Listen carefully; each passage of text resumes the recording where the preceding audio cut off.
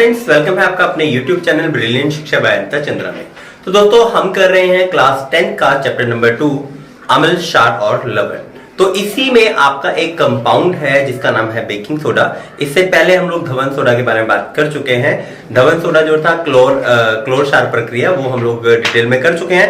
आप लोग अगर उसको देखना चाहते हैं तो या तो वीडियो डिस्क्रिप्शन के लिंक पे आप देख लीजिए या फिर बैक आप जाके वीडियो में देख सकते हैं। तो चलिए, आज की वीडियो स्टार्ट करने से पहले अगर आप चैनल पर नए हैं तो चैनल को लाइक, शेयर और सब्सक्राइब जरूर कर दीजिए। तो स्टार्ट करेंगे बिना किसी देर के अपनी वीडियो। हमारा टॉपिक है आज का बेकिंग सोडा। तो हिंदी में हमारी वीडियो रहेगी, इंग्लिश में आप लोग जो दूसरी वीडियो निशा मैम ने जो बनाई हुई है वहां से आप लोग पढ़ सकते हैं। तो बात करेंगे बेकिंग सोडा। तो बेकिंग सोडा का बेसिकली सबसे पहले देखिए केमिकल फॉर्मूला देख सकते हैं, सोडियम बाइकार्बोनेट। तो NaH sodium hydrogen and CO3 carbonate. तो ये इसका पूरा नाम क्या आ जाएगा? Sodium bicarbonate. तो चलिए, सबसे पहले हम लोग बात करेंगे कि इसकी मैन्युफैक्चरिंग, मतलब हम लोग इसको बनाते कैसे। तो देखिए, इस प्रोसेस को सबसे पहले देखेंगे, सॉल्वे प्रोसेस कहते हैं। तो सॉल्वे प्रोसेस बेसिकली है क्या? सॉल्वे प्रोसेस में हम लोग क्या करते हैं, अमोनिया लेते हैं, वाटर लेते हैं, साथ में कार्बन डाइऑक्साइड लेते हैं। तो इन तीनों को जब हम आपस में रिएक्ट कराएंगे तो आपके पास एक कंपाउंड बनेगा जिसका नाम है अमोनियम बाइकार्बोनेट। तो ये आपके पास अमोनिया बाइकार्बोनेट। तो ये प्रोसेस को हम बोलते हैं सॉल्वे प्रोसेस। तो ये इसी सॉल्वे प्रोसेस से हमारा क्या बनता है? सोडियम बाइकार्बोनेट, मतलब बेकिंग सोडा आपका मैन्युफैक्चर होता है। तो अब हमने क्या किया इस प्रोसेस में, सबसे पहले हमारे पास अमोनियम बाइकार्बोनेट बन गया। अब इस अमोनियम बाइकार्बोनेट को सेकंड स्टेप में हम लोग क्या करेंगे, इसको रिएक्ट कराएंगे सोडियम क्लोराइड से। अब NaCl आपका क्या है? Sodium chloride. अब क्या होगा, जब सोडियम क्लोराइड आपका अमोनियम बाइकार्बोनेट के साथ रिएक्शन करता है तो क्या बनता है आपके पास? Sodium bicarbonate. अब ये जो सोडियम बाइकार्बोनेट है यही आपका बेकिंग सोडा है। तो यहां से आपका सोडियम बाइकार्बोनेट बन गया और अमोनियम क्लोराइड यहां से आपका बाय प्रोडक्ट आपका निकल जाता है। तो ये जो आपका बेकिंग सोडा यहां पर बना है, इसी बेकिंग सोडा को हम लोग यूज करते हैं। तो ये है हमारे पास सॉल्वे प्रोसेस, जो कि आपका बहुत बड़े प्रोसेस में, अगर हम लोगों ने जो आप बेकिंग सोडा बड़े लेवल पर बनाना है तो हम लोग इस प्रोसेस को यूज करते हैं। तो याद रखना है आप लोगों ने, सॉल्वे प्रोसेस अगर आपको क्वेश्चन आ जाता है, सॉल्वे प्रोसेस को आप बताइए, तो आप ये दोनों स्टेप लिखेंगे और यही आपका सॉल्वे प्रोसेस है और इसको आप लोग डिफाइन कर देंगे। अब बात करते हैं रिएक्शन। अगर इसी को हम दोनों रिएक्शन को कंबाइन करके लिखना चाहें तो ये कंबाइन करके हम लिख सकते हैं sodium chloride, water, carbon dioxide और अमोनिया। अब हमने 1 2 3 4 ये 4 चीजों को आपस में रिएक्ट कराया।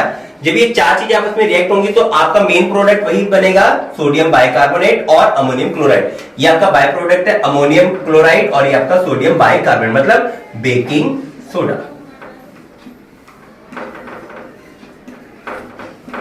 ठीक है, तो अब इसी को हम लोग यूज करते हैं। तो अगर आप एक प्रोसेस की बात करें, आप ये पूरी रिएक्शन भी लिख सकते हैं। अदरवाइज आप पार्ट में लिखना चाहे तो ये दोनों रिएक्शन आप लोग लिख सकते हैं। अब ये तो गया बड़े स्केल पर इसकी प्रोडक्शन। अगर स्मॉल स्केल में प्रोडक्शन की बात करें तो स्मॉल स्केल में हम लोग क्या करते हैं, हम लेते हैं सोडियम कार्बोनेट, वाटर मॉलिक्यूल और कार्बन डाइऑक्साइड। इनकी जब रिएक्शन कराते हैं तो आपके पास अमोनिया सोडियम बाइकार्बोनेट, मतलब आपका बेकिंग सोडा यहां से बन जाता है। तो चलिए, ये तो हो गया हमारी मैन्युफैक्चरिंग। अब हम बात करेंगे इसकी प्रॉपर्टीज की। देखिए, कोई भी कंपाउंड अगर आप पढ़ते हैं साइंस में तो आपको उसकी प्रॉपर्टीज पता होनी चाहिए, मतलब उसकी विशेषताएं पता होनी चाहिए। तो पहली विशेषता की बात करें तो ये सफेद क्रिस्टल ठोस होता है। क्रिस्टल के बारे में हम लोग पहले भी बात कर चुके हैं। इसका जो सबसे सिंपल सा एग्जांपल है हमारे घरों में मिलने वाली चीनी है। अगर आप चीनी के क्रिस्टल देखेंगे तो इसके भी उसी तरह के क्रिस्टल होते हैं, वो भी सफेद कलर के, ट्रांसपेरेंट नहीं होते। याद रखना, आप लोगों को आर पार दिखने वाले नहीं होते, ये सफेद कलर के आपके क्रिस्टल आपको मिलेंगे।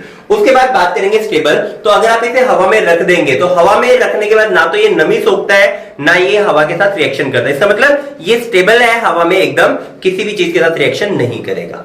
अगली बात करेंगे पानी में घुलनशील। तो अगर आप इस बेकिंग सोडा को पानी में घोलेंगे तो ये पानी में घुल जाता है। पानी में घुलने के बाद क्या करता है, ये आपके पास एक रिएक्शन है, आपके पास सोडियम बाइकार्बोनेट मतलब आपका बेकिंग सोडा प्लस वाटर। अगर आपने इन दोनों की रिएक्शन कराई तो आपके पास बनेगा सोडियम हाइड्रोक्साइड, जो कि एक स्ट्रॉन्ग बेस है, मतलब एक क्षार है। और उसके बाद आपके पास बनेगा कार्बोनिक एसिड। तो यहां पर एक एसिड बनता है और एक क्षार बनता है। अगली बात करते हैं अम्ल के साथ अभिक्रिया। अब जैसे कि आपको पता है कि सोडियम बाइकार्बोनेट, सोडियम क्या है, एक मेटल है। तो ये जो कार्बोनेट है बेसिक इन नेचर है। तो जैसे आप एक रिएक्शन कराएंगे तो क्या होगा, आपका बेकिंग सोडा और एक हाइड्रोक्लोरिक की रिएक्शन जैसे हमने कराई तो एक सॉल्ट बनेगा, कार्बन डाइऑक्साइड निकलेगी और प्लस वाटर मॉलिक्यूल आपका यहां से निकल जाएगा।